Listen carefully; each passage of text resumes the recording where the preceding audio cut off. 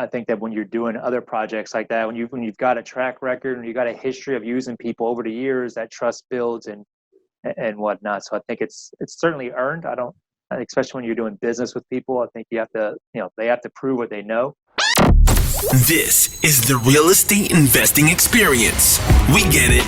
Real estate can be rough sometimes, and that's why we bring in the experts to talk about the experiences you won't hear anywhere else with your hosts, John Cohen and Chris Grinzik.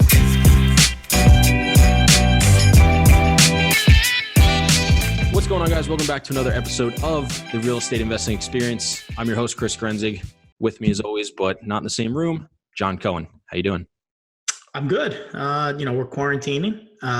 It's been about 2 weeks now, so it's been fun. But I've actually been more productive. I said it on the last, on our other episode. My wife cooks me lunch and dinner. I get to be with my 1-year-old daughter, so and I'm healthy so far. So knock on wood, I got no complaints. Yeah, no, it's a nice little mini staycation kind of or extended staycation / workcation. I don't know what you want to call it, but no, you're definitely in a pretty good spot. So that's nice to hear. And it's great to see all the pictures and videos of the kid because she's cute as a button. But cool. We're gonna dive right into it. Got a really great guest on, another multifamily owner, operator, as well as manager, vertically integrated. So it's going to be really interesting to hear his path versus our path because, we don't have that vertical integration stuff. He's in Houston, buys stuff in Texas, manages stuff in Texas, has a couple partners that help him out. So I think we'll get a nice little, contrast between the two. Some good conversation going. Probably touch a little bit on coronavirus stuff, but not too much. Really want to get into his story, his path, and, some of his insights. So with that being said, Joseph, thanks for coming on. Thanks, guys. Glad to be here, Chris and John. Awesome. So like I said, can you just take us through a couple minutes, your background, how you got into it, all that fun stuff, and, what you're doing now? Yeah, sure. So engineer by trade. I went work for Exxon right out of college back in 07, 08.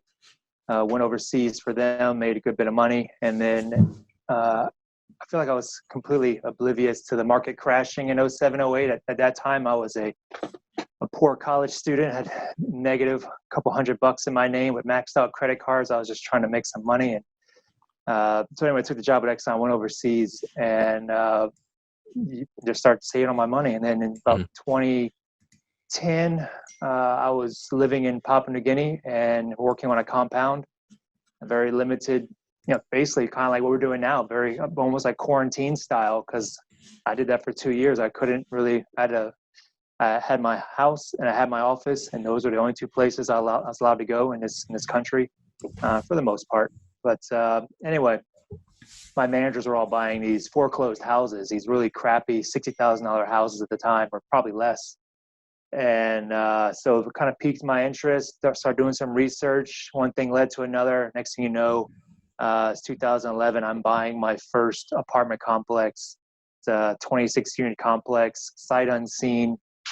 And I just read a few books. This was pre-podcast, and not that my internet was even fast enough over there to watch a podcast, but just read a couple books, self-taught myself. So I thought, I really just more kind of, you don't know what you don't know, and had a little bit of that arrogance getting into me as an Exxon engineer. I thought I was untouchable, and realized really quickly that I wasn't when I took down this property. And 6 months into it, I'm almost so 6 months into that first deal, we are negative cash flowing, and then I end up losing my job, and I found out that we don't have insurance, and I find out that the property has asbestos. So very quickly, my life got turned upside down, and that was the start of my real estate career. Awesome. Where was that property? So I did one thing right. And mostly just because the one thing that everybody knows about real estate is location, location, location. Sure. So I bought that first property in a great location, and it was over in Houston, Texas, at the intersection of I-10 and Silver. It's across from the Marquee, if anybody knows where that's at in Houston, but great location. So just for reference, I'm terrible with geography. Where is Papua New Guinea exactly? Papua New Guinea is if you're in Australia and you take a plane about 2 hours north, you'll be in Papua New Guinea. Gotcha. So literally halfway around the world, you decide to just buy this 26 unit complex. It's a is that 13-hour time difference. So I was working my day job, and then at about 6 o'clock when I'd get off, I would spend from 6 till about 1 or 2 in the morning on the phone here with people in Houston, contractors, banks, whatever, because at that time for them, it was their normal business hours. So I was really able to kind of do the hustle, so to speak, but within business hours for everybody because I was in a different time zone. Right. I hear you. And just to further get some more context and stuff, are you from Houston originally or just an area you decided to buy in? No, I'm from New Orleans originally. Grew up in South Louisiana, a little town called New Iberia. Went to school up in Ruston, Louisiana Tech, go Dogs. And then Exxon moved me to Houston. And then I was in Houston originally for like 9 months, and then they moved me overseas. And I spent the next 4 years overseas and then came back in 2012. Gotcha. So you knew the area a little bit. It wasn't like you just threw a dart at a map. And Yeah, I really hated Houston the first time I moved here. I lived with my friend was already here. He graduated a quarter ahead of me. I had screwed off. I'm not really good at English, and I'd not done well. I'd retake some English classes. So my last quarter of college was just some BS classes I had to take. So I kind of had a victory lap, so to speak. Sure. All my friends are graduated in May, and they were already established in Houston. So I gave a friend of mine a call in November when I graduated. He let me move in with them, and he was living out in Cypress, which is 290 and 1960. It's out in the burbs. Like you don't live there unless you're kind of a family man. Gotcha. And so I was trying to like party and have a good time. I was early 20s, and it was a 30-minute drive to go from there into the city, and then go out and then 30 minutes back. So it was really it didn't lend itself well to enjoying Houston. That was so then really wasn't my cup of tea, and but that's where my job was, and I was going to stay, and I was really just enjoying being overseas and traveling. I lived in Australia for a year and Papua New Guinea for 2 years, and so that was pretty cool. All right, awesome. So you buy this property. Walk us through a little bit more of the process of what happened. You close. What did you start doing? When did you start learning there were problems? And then, did you overcome those problems? Did you lose the property? What ended up happening with that? So I closed and everything was fine, to be honest, because you don't know what you don't know. And so at that time I was so busy, so focused on my day job. It was keeping me pretty busy. I had hired this property management company that traditionally was doing single family. And they were kind of off-site managing our 26-unit multifamily because small apartment complexes can't typically afford to have on-site management. So we'd hired this guy, and I thought they were the same thing. I mean, I knew the books that they were a little bit different, but I figured, okay, well, they're close enough. Well, they weren't close enough. So he just did an absolutely terrible job managing our property, and ended up we were doing the rehab. This is pre-bridge loans, pre our understanding of bridge loans. I'm sure they existed, but I didn't know what they were. And so we were funding all of our rehab out of cash. And so we're doing this rehab, and then we were installing air conditioning units into the units because the units that we had, their version of central AC was a window unit that was blowing into a fur down, and that would disperse it across the rest of the unit. So that obviously didn't work out so well. So we were, our value add there was to add air conditions. And part of that process is to do a permit, and part of the permitting process is submitting environmental, which we didn't submit environmental. We didn't apply for an environmental at closing because our lender didn't require it. I don't know why they didn't require it. Probably because we used the bank was Bank of Internet USA. I mean, it just sounds like a scam right off the bat. And they gave us the money, so obviously they weren't scam, but they weren't multifamily lenders because they didn't ask for environmental, and we didn't know to provide it. And I think that's the good thing, in today's environment, most lenders, whether you like them or not, they're actually looking out for your better interests, and they got their whole checklist of due diligence. And really, if you just follow what they're requiring you to do, you'll be okay for the most part. You won't do stupid stuff like I did and not do environmental. So it turns out we had asbestos. So I remember that was a really rough day because again, oil and gas and asbestos is a big deal for us as well. Sure. And we know everything about it and the implications of it. So whenever I found out I had on my property, it wasn't a fun experience. No, I hear you. Just quick side note, because I think you'll find this funny. When I first got into real estate, it was like 2015? I literally knew nothing. And my mom and my cousin bought a flipping course. The first thing I learned was I thought asbestos was a type of mold. That was the first thing I learned, that it was not. So you'll find that funny. No. That's a little always tidbit I throw in there. I don't know if you caught it. But have you had any properties with it or had to deal with it? I don't know. I don't think we have. I don't think since I've been here. I don't know if you had any early on. No, Kimberly had some, but it was like asbestos tiles in the doorway, but it was it was a couple $1,000, nothing of significance. And other than that, no, we haven't had a problem with it. I flipped a house in 2012 and it had asbestos. I remember seeing it, and I was with my buddy at the time, and I was like, yo, let's get out of here. I closed the door. I posted an ad on Craigslist. I got like 15 people responding to demo the house. So I was like, well, there might be a problem. The guy's like, don't worry. So he shows up, goes in the basement. He comes in, he's like, I'm not fucking touching this house. So I was like, I'll give you an extra $100. He's like, go to Home Depot and get me some masks. So they fucking ripped it all out, threw it in the dumpster, covered the dumpster, and I was like, get it out of here. So, but you're not supposed to do that. That's so no. Nobody take that route. Yeah, don't do that. So here was our workaround for it, right? Yeah. Let's hear it. Obviously, these environmental guys, they get all hot and bothered when they see asbestos, they see gold. They're like, oh, they know they're about to come into the money because it's typically a very expensive process to do a full asbestos abatement.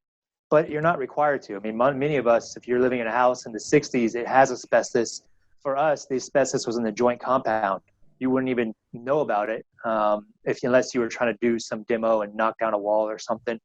And asbestos by itself is not dangerous until it becomes friable. If you disturb it, it gets in the air. That's when you got a problem. So for us, what we did, because we were doing all this work in the kitchen, we were remodeling the kitchens. We ripped out all the cabinets. We're planning on putting all new cabinets, putting washer and dryers. We did a $30,000 per door renovation on my first one. So it was a massive rehab. And so our workaround was to only abate the wet areas. So the areas that we had to get into the wall where the plumbing was, we had those abated. And we also, because it was 26 units, I'm not sure if this was a good idea. Now that I think about it, I probably would have not necessarily done this, but we vacated the whole property because we were trying to avoid having residents there when you got guys in hazmat suits walking around, because it's scary. I mean, it is. I mean, it's like what you see now with the COVID virus. You go to these test stations. It's just like that, except some guy walking around and you don't have it on and he's got it on and you're really questioning what's going on. So we vacated the whole property to avoid any kind of liability issues, and then paid this guy to go in and professionally abate the wet areas, and got our costs down from I want to say it was like $8,000 a unit to $1,500 a unit. So significantly dropped the price for us, and still expensive, but we were able to absorb it. No, that's good. And I think, I don't know the numbers inside of it, right? But I can guarantee doing that work then, if you still own it or not, but if you had, would have paid massive dividends in the long term. And I think it shows, the value of doing work the right way to solve those big problems properly goes a long way, because you don't have to worry about it either from a maintenance standpoint or even just a liability standpoint in the future. So I think a lot of people look to cut that cost as much as humanly possible and cut corners instead of just, taking the impact up front and, when you have a property with asbestos, you got to get like a planning manual, some sort of operating manual. I forget what the acronym is, but there's a document you have to get that's prepared by the environmental dude, and it tells you all the stuff you can and can't do. And if we were to have not abated it, then anytime we had a leak, we would have had to hire this guy to come out and just cut the sheetrock, and it would have cost us $200 just for him to cut a hole in the sheetrock for us. Yeah. And then we can do the repair. So yeah, I think in the long run, definitely saved us a lot of money, and gave us a lot of peace of mind, because your wet areas are the areas that are going to have the most issues in the long run. And so just get it done right. And because we were doing all new tub and tile, all new washer and dryer. So we were doing a pretty massive project. If we weren't doing such a big project, if we were just doing a resurface and just a little bit of paint, then we probably wouldn't have gone as extensively as we did. Mm-hmm.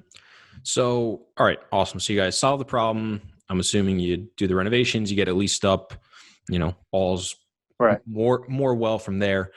Come back in 2012. What happens from then? Because obviously now you have the company and stuff. What was that process like? So that all happened in 2012. I bought the property late 2011, and then 2012 was my Mayan calendar end of days, so to speak, because everything just kind of went to crap. I spent the next 6 months, because I didn't have a job at this time, since 6 months just focusing on real estate, specifically multifamily. Joined a local group, learned everything I could about multifamily, took a lot of CCM courses. I was supposed to be getting my CCM accreditation this March, but dang coronavirus screwed that up. So I got to apply in Chicago and later this year. But so did all those courses and just focused on learning the industry for 6 months. Got a job in 2013, just to pay the bills. It's very hard to go 100% multifamily right out of the gate. I mean, most people are not going to be able to. You kind of have to ease yourself into it just to get the cash flow up. And so got a job, and then continued. We spent 3 years on that property, because first was mid 2012 was the kind of the, oh shit, we realized we made a mistake. And then it took 6 months to come up with the business plan to do the big rehab and get all the bids in place. Mm-hmm. And we didn't start work until late 2012, early 2013. And it took a year to get that done. So we're in 2014, and finally it refinances, cashes out 207% return. I still own the property today. And awesome. That's when I knew I could do this. Because before that, I didn't know. I had an empty property that I was spending $30,000 a door renovating on with no residents.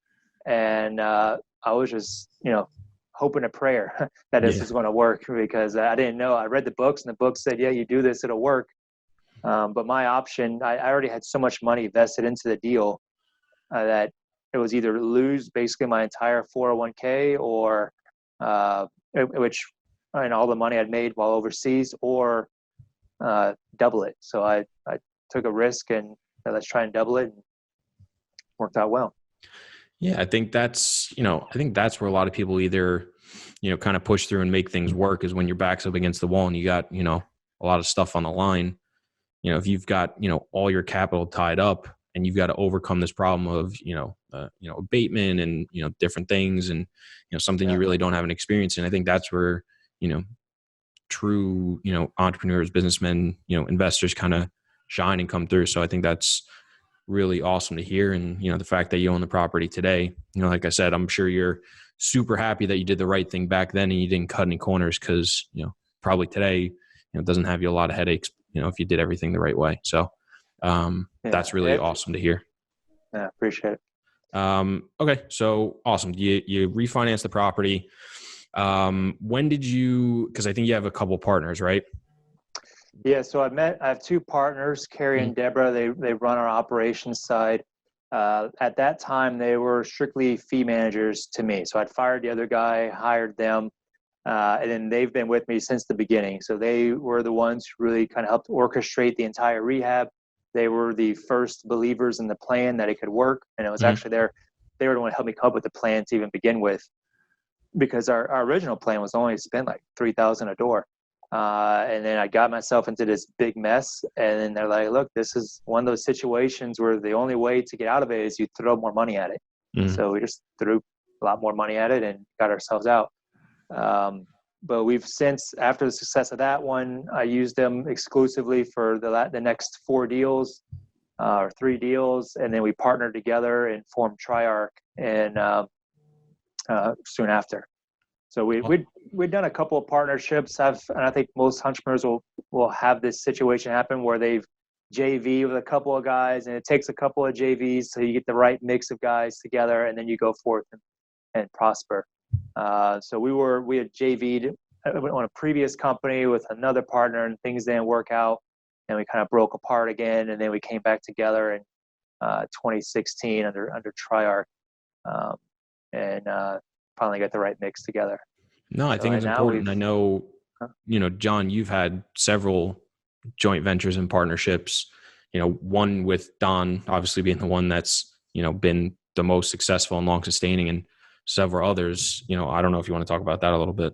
Yeah, no, I think any good, well, I shouldn't say that. It doesn't, whether you're good, bad, or indifferent, you got to try things, right? As an entrepreneur, you're trying things. You're always taking a gamble or a shot, and, some are going to be better than others. You just hope that, the bad ones you figure out quickly. You don't want to be, 10 years in to realize that it's not working, and you have to unwind so much stuff. So, myself in particular, I've done, I started, fix and flipping, buying tax deeds, and, I always did it by myself as sort of the only one. And then, I always realized that, partners going to help you scale and scale quicker.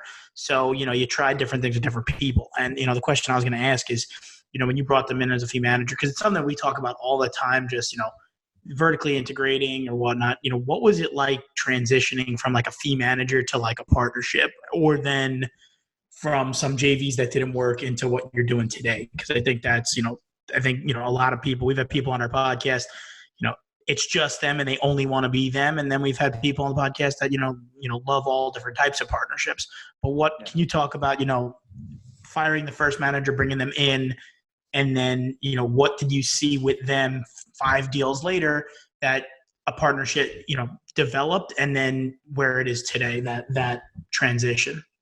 Yeah, I think it's a couple of things. One, trust. It requires a lot of trust. And after what I went through on my first deal, I had unlimited trust in their abilities, because I was at the point where I was going to lose everything.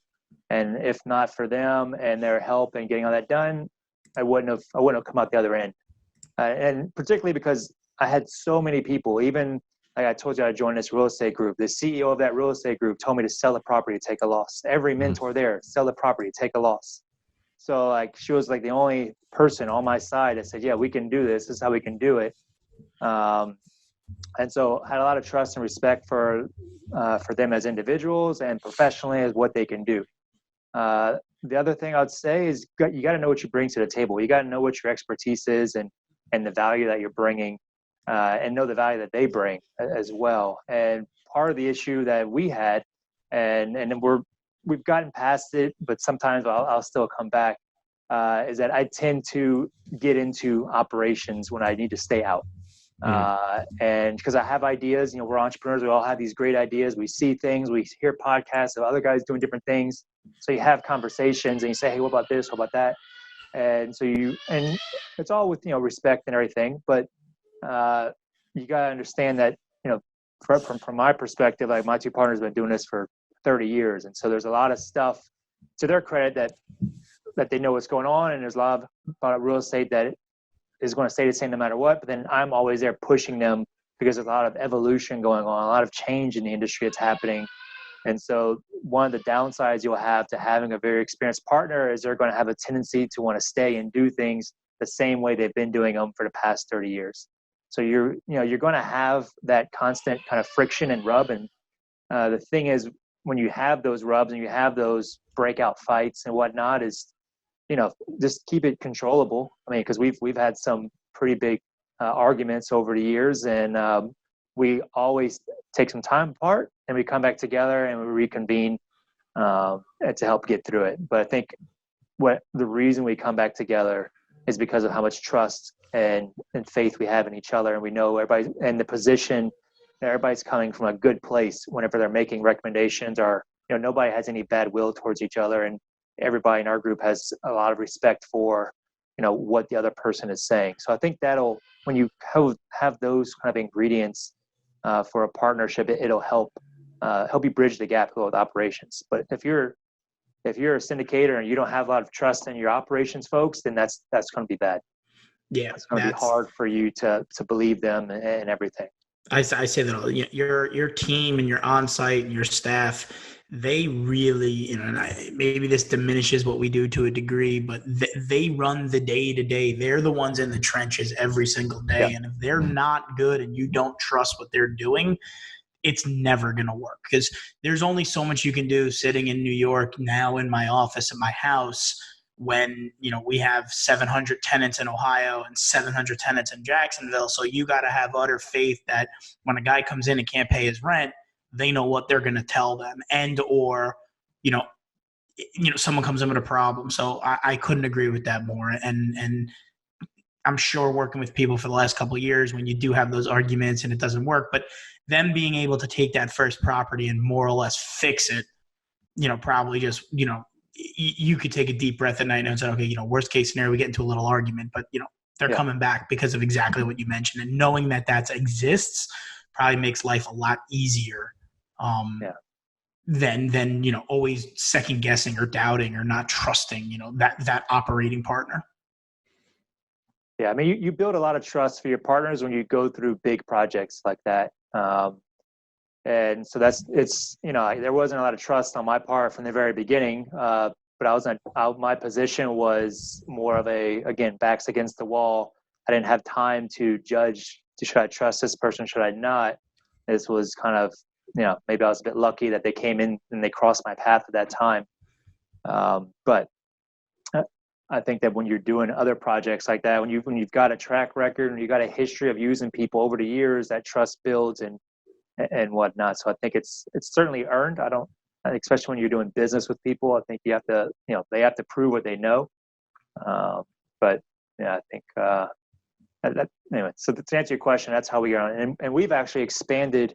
So in addition to operations, back in January, just a few months ago, we added a construction division. So we now have TriArc Construction for a similar situation. So we've been using the same GC for 4 years now, and he's done amazing work for us.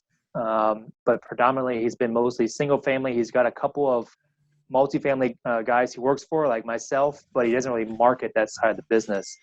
And I said, well, hey man, why don't we look at partnering together, bringing it in-house for TriArc Construction, but then also fee managing it or bidding it out and letting others leverage the service as well, knowing that you're backed by an owner operator, and so that everything that we're doing on other people's properties is stuff that we're doing on our properties. So they kind of get that peace of mind that that it's not just a GC that's out for himself. It's like, no, this is a GC that's backed by both an owner manager and a property management company. And that's kind of what we bring, the total package that we bring to other operators when they're doing stuff in the Houston market is, if they want to do a big value add and they're a single syndicator, we can say, look, we'll do the operations and we'll do the construction for you. So that way, you've got a seamless communication between the person managing the property and the person doing the renovation. I mean, they're literally, offices are right next to each other here. So it's played out well for us. Because my background's doing these big value adds. We're currently doing a 37,000 per door value add and over 220 units, so 8.3 million. Just a massive rehab. Mm-hmm. And that's kind of been our bread and butter. Is we like to find these big hairy deals and take them down. And what we found is that a lot of people can do the initial scoping or they can do it reasonably well. They can scope the project out and get an upfront cost. But then where the whole thing kind of goes to shit is after the deal closes, and then now you're in the execution side of things. And now you got residents skipping who aren't supposed to skip, and then your leases are getting all out of whack. Or, like case in point for us, we closed on the same day. So we closed on the 19th, September 19th in the morning of this big rehab. And then that evening, the after effects of Hurricane Imelda had flown through. It hit Corpus Christi, and we just got a heavy band of rain and flooded the street. We got 1 to 3 inches of rain and 220 units on the day we closed. That wasn't part of the plan. So we lost 10% of our units right out of the gate. And so it was situations like that where, we get punched in the mouth right out of the gate, that you have to kind of decide and where your execution abilities really kind of showcase themselves. So we absorbed it, did fine, but I find that's where I find most of the mistakes, I guess, on value add happen, is the execution side, the post-closing side of the equation, which can really make or break a deal. No, I think that's hugely important. And, John and I go back and forth a little bit on this. He's a little bit more negative on what we do, and I'm a little bit more optimistic on what we do. And I think what you just said is a huge part of that. I think what separates a lot of syndicators from syndicators and operators is exactly what you said. It's, what you do post-closing, because anybody can put, a plan in the mouth, a plan in place, but as soon as you get punched in the mouth, that plan may go out the window. So, you gotta, have a good plan going into it, but you also have to have, the knowledge, the flexibility, the foresight to be able to anticipate problems, take care of them before they become big problems. And then, as soon as they become problems, have the ability to shift capital or shift operations or shift people. And, a lot of people don't want to go over budget if they have to take care of problems. And, that may be the best decision you could ever make, is to spend money on something else. We're doing that, on a project in Jacksonville right now where, we had to shift capital around to take care of problems we didn't think was going to be that big of a deal. Ended up being a bigger deal than we thought. The hallways were just, very, very bad. So we shifted capital around to take care of it, and it's made a big difference so far. So I think you're 100% right that the post-closing stuff is not given enough credit to it. And it's a hard thing to kind of justify and back up to people who don't understand the full context of the property. Because a lot of people want to say, oh, what was your budget going into it? And how did you perform afterwards? And you don't want to throw something at them where your repairs and maintenance was 20% higher, but you were able to solve a lot of long-term problems that actually help reduce the cap rate in the future. Like, that's not always an easy thing to show. You show a P&L afterward that's 20% higher, they're going to be like, oh, wow, this guy was way off. And it's, that's not the case. So I think it's really interesting to hear you say that. Yeah, when you have to rebudget the entire project because things just kind of go crazy on you. Yeah, and de-scope some items and add new scopes that you weren't planning on and cut others. So that's the secret sauce right there. Being able to do that will determine if you're going to be successful or not. So yeah. So what's some of the negative? You said so. John's a little bit more kind of negative on deals. Sounds like you're kind of more positive. I didn't quite understand the reference. Just more because he was saying like. More on like what we do as like asset managers and syndicators versus like the managers, where he said, the managers are the day-to-day really doing stuff. And, he kind of always downplays our role in them. I think it's a little bit more I say like a guy like you that's got a construction management more or less in-house and management in-house, I like to think that's a competitive edge, either from raising capital or troubleshooting. If I can come into the office and sit down with my operating guy, not the on-site, but the person that's at the top, and I can sit down with the construction, and we're all under one roof. I still feel that, what we do, if I get a broker deal sent to me that everyone in the country has seen, and I go and buy that deal and I go hire a third-party manager that anyone can hire, and then I go try and raise capital, depending on who your capital sources are, I think anyone can do that. Now, I don't think anyone can do that very well. I think anyone can do that, and people will mess it up. But I say it in the office all the time, guys, if you want a competitive advantage to go raise blank, $100, $200, $300 million, you got to bring something to the table that other groups aren't. Maybe it's an off-market deal. Maybe it's a management style that nobody's doing. Maybe it's a contractor that can get washer and dryers hooked up for $1,500, not $3,500. But those are things that I say, if you brought that to the table, you're basically, people are going to want to invest in you because you do it differently. Chris agrees and disagrees. I think the disagree is you're not giving us enough credit for being able to fix problems quickly. And that may be the case. I just feel that, we weren't the only ones that would have been able to do that. But if we have a product or something that nobody has, I feel like that is a more competitive advantage. But other than that, I think there's definitely a place for the asset managers when making all the decisions. I heard a prior podcast from you, John, where you talked about hitting a if you give somebody a screw and a hammer, they can get that screw into the piece of the wood. Well, that's kind of like a property manager. A property manager, they're given a situation and they have a hammer. And so they're going to solve everything with that hammer. Whereas the asset manager has a whole different skill set of tools available to them. And so I think the asset manager absolutely plays a very valuable role, particularly like times like right now, like I'm the asset manager on our deals.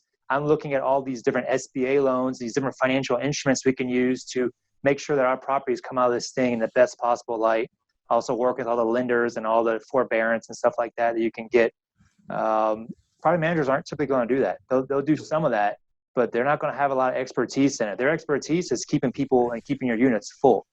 And so I think that's kind of where the asset managers come in. And I think when you bring them both together, you can really solve a lot of problems. And that's why people like to have it all in-house, because it's, when you can bounce ideas off of a manager in real time and you're solving problems, that's when the magic really happens. And then we just add that third wheel to the equation with the construction guys. So now with the three of us are always, we're doing our value add thing. It really sparks lives. So. Absolutely. I even you're 100% right. Like I said, I downplay what we do, but you're right. It's the finesse that you bring. You're going to fix problems. But it was funny because yesterday we got an email from one of our managers and I called Chris and I was like, oh, what the hell? Like, we spoke about this already. And then later that day, I spoke to one of our other managers on our other site and I call Chris back. I'm like, night and day. It's just one guy that doesn't think the world's ending. One thinks the world's ending. And they're taking two totally different approaches to this. And it's like times like that it's like, I wish I could instill more like the company. This is what we're going to do. And this is our plan B. But it's hard when I put myself into the position.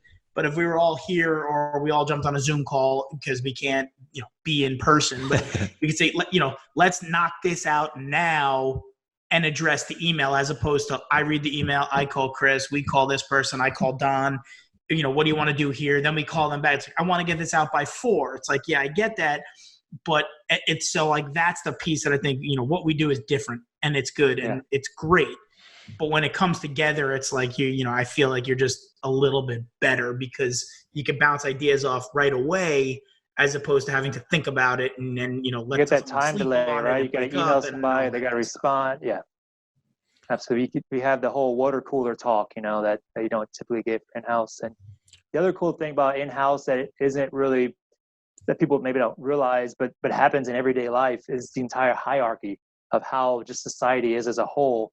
And I'm really good at just staying in the back and letting my managers and my partners run operations and do their thing. And I have very little engagement at all with the property managers, other than just friendly, hi, how are you? Keep up the family. I'm the nice guy. But if I need to, I can walk onto a property, or if shit hits the fan, it becomes very serious whenever I'm there and they see me taking action. So I think you have that power also maybe not as much as an asset manager, but when it is in-house, basically their view is that it's coming from the top down. And so they realize that, the situation is a bit more important. I think my kind of take on it, going back to like where we agree and disagree, I think, John, I agree with you. If it's a marketed, B class, 1990s built in, downtown Orlando or, like an awesome submarket in Raleigh, it's going to be tough to, again, where's your competitive advantage? I think that's where we've differentiated ourselves and like the type of deals we buy. And, Joseph, we do some similar type deals where we've done a couple, 20, 30 a door and some in the more, 5 to 15 a door range. And I do think we do a pretty good job at finding some sort of competitive advantage, even without, having that stuff internal. And it was very interesting when you started talking, Joseph, about like, if there's a syndicator or an owner, they can come to you and you guys can handle the property from A to Z, whether it's construction, operations, business plan, stuff like that. Has anybody ever come to you and say, hey, I want to buy this deal. You're saying you can run it like this. Why aren't you guys buying this yourself? Has that question ever come up? Well, we're pretty recent. So TriArc Construction formed 2 months ago. Sure. So, and then COVID happened. So we were just ramping up, the website's getting ready to roll out and everything. So has it happened yet? Sort of. We actually had an email just yesterday where somebody came to us to be a co-GP on a deal.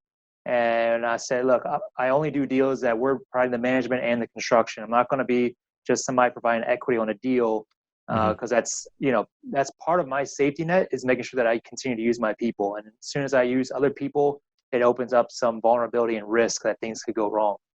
So we kind of walked away, and they said, okay, sorry, no thanks. That this GP was set on using his third-party manager company and yada, yada. Well, now that deal came back to us because the equity group that they were looking at buying it with completely bailed on him. So now he's just under contract with no money, and now it's, whatever we want. So I said, all right, we'll look at it and we'll consider it, because two of the deals happen to be close to other two that we own. Stories like that's that the make closest. me excited. Huh? I'm sorry, what'd you say, John? I said stories like that. I get it.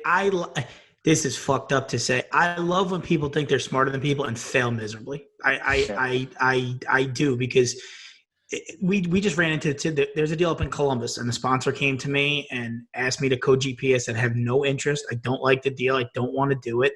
They were using the manager that I would have used, and I said, I just don't want to do it. And now what's going on happened, and I'm like, wow, I look a lot smarter now than I did. but it's really not. I mean, it's a shame to say, but I like that story. Like, you should pat yourself on the back. It's like, you told him you wanted it one way and it would have worked perfectly, and he refused. And now he comes back to you, and I give him credit for coming back to you, because now you have you can tell, this is the way it's going to be done, and he's either going to do it or not. So I like that. So I commend you there. Thanks. I had no foresight of any kind of COVID happening when that happened. I'm not that smart, but thanks for that. Yeah, John, are you claiming you saw coronavirus coming? Is that what you're saying? No. I just the deal that they're buying is shit. Corona just adds to that.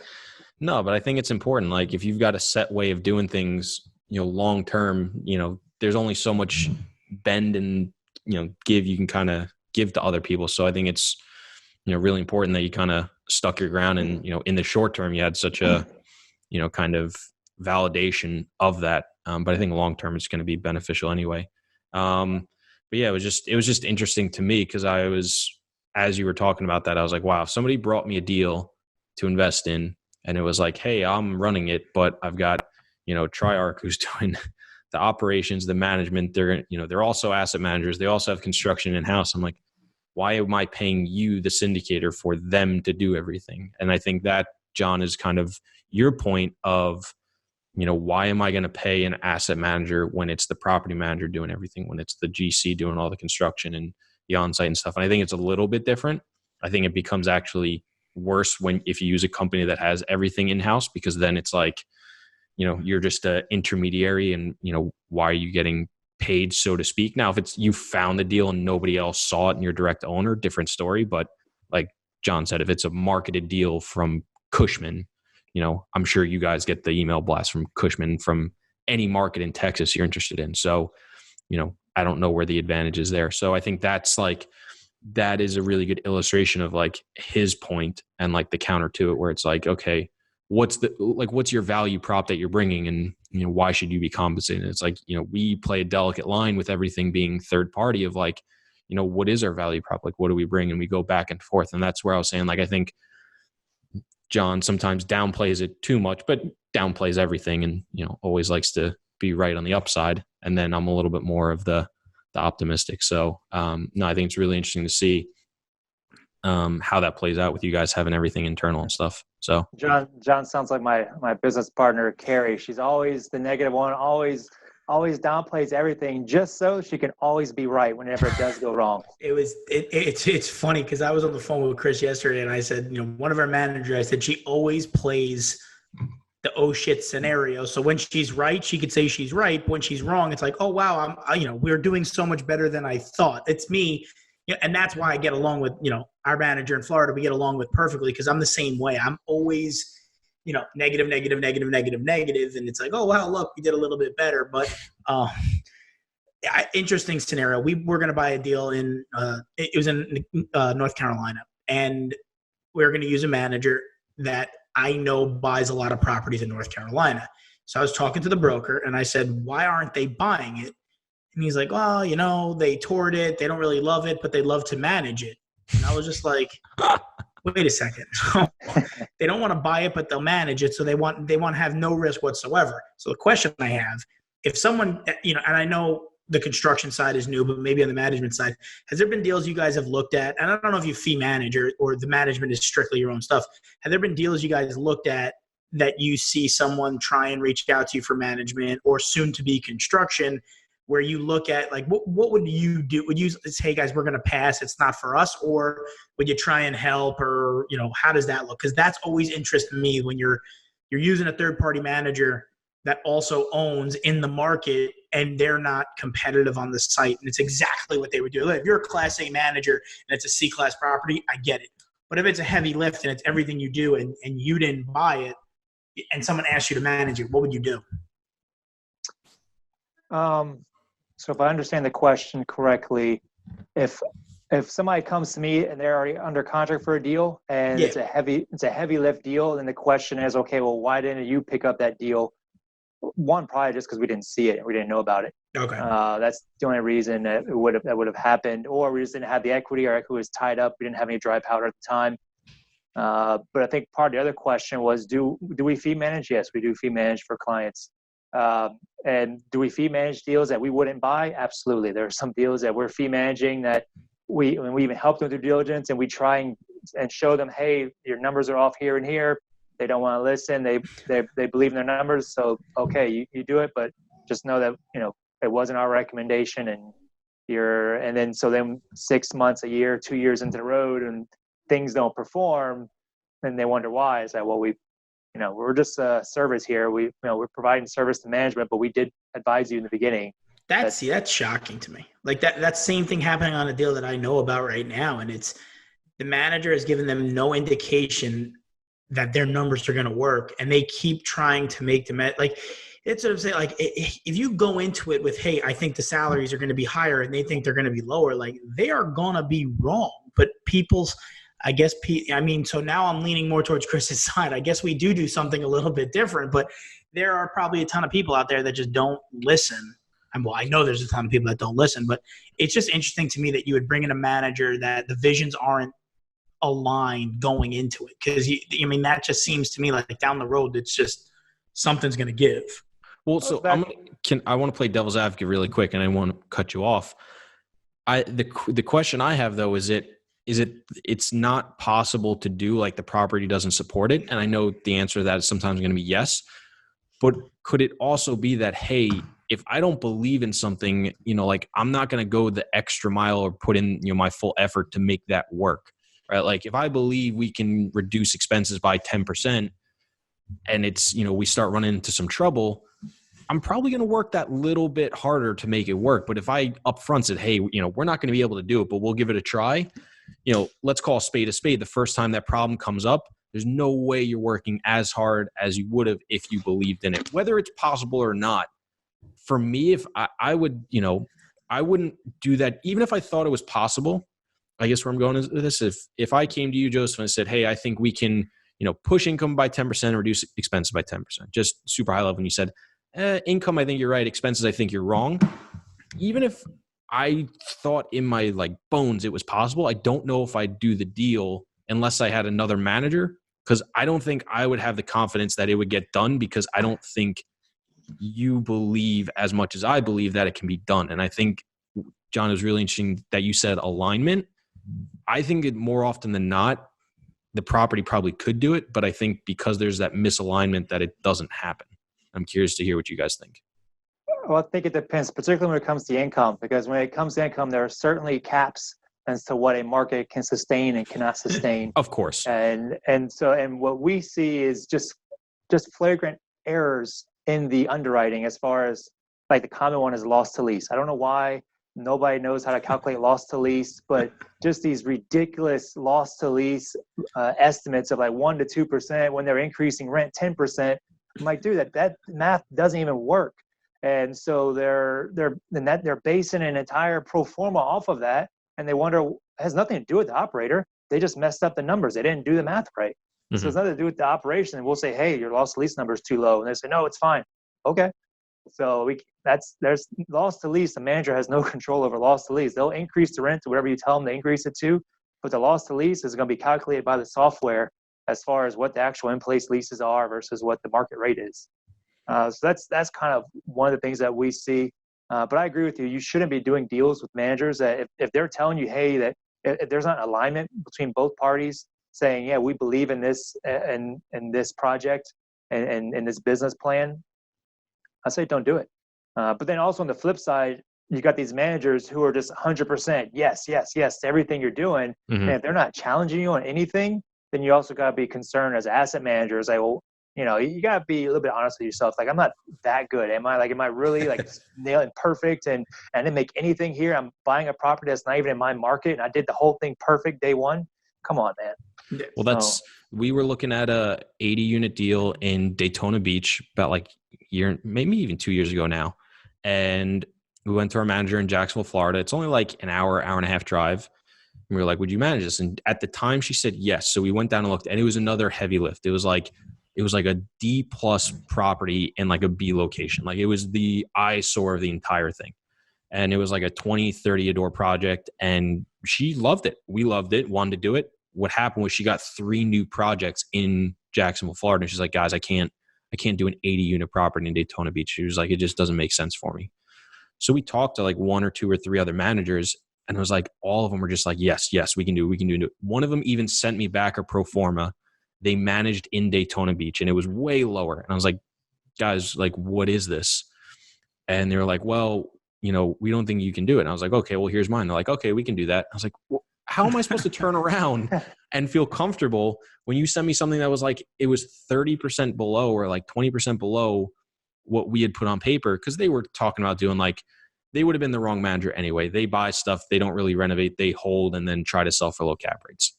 So wouldn't have been the right manager anyway, but they owned 6 assets in Daytona Beach. I was like, okay, let's see what they have to say. And it just would have never worked. But to your point, they were just, yeah, we can do it. And I was like, how does that fill me with any sort of confidence? So I hear you 100%. Yeah. Yeah. I'm worried, with this, there's a kind of a big wave of ever since 506C and really the proliferation of the online, syndicators these days, raising money from people all over the country and buying stuff all over the country, which you guys are going to teach me how you do this. Cause I feel a novice that I'm only bought in Houston. Like I'm afraid almost to go outside of Houston, and cause I just wouldn't even know what to do almost. I'd feel a bit lost, but yeah. It's interesting because we were just talking about, I'm sure you know of Nitya Capital, right? Yeah. And they're massive. They're way bigger than we are. They're like 2.5 billion AUM, and they're only in Texas. So, I don't necessarily think, you need to buy all over the country. And we scaled way down. So like 2 years ago, we would kind of buy like, the eastern half of the country, take out the Northeast, the very north, Chicago, Milwaukee area, and like Texas. Everything else, we were like, we'll buy a great deal in any market almost. That's, somewhat easy to get to. So we were in Alabama and Mississippi and Florida and the Carolinas and Tennessee and Ohio, and it just became too much. And we just scaled back to, a few cities in the Midwest and a few cities in Florida. And that's all, we focus on buying in now. So we only have a few assets left in Tennessee, Mississippi, Alabama, and the Carolinas. But everything else is in Ohio and Florida right now. So we've scaled way back too, because it just doesn't make sense. And I actually brought it up the other day. I was like, maybe we scale it back further and only go one area. Because to your point, it's, the more you're in an area, the better you know it. I don't think it's, a lot of the stuff you can transfer out.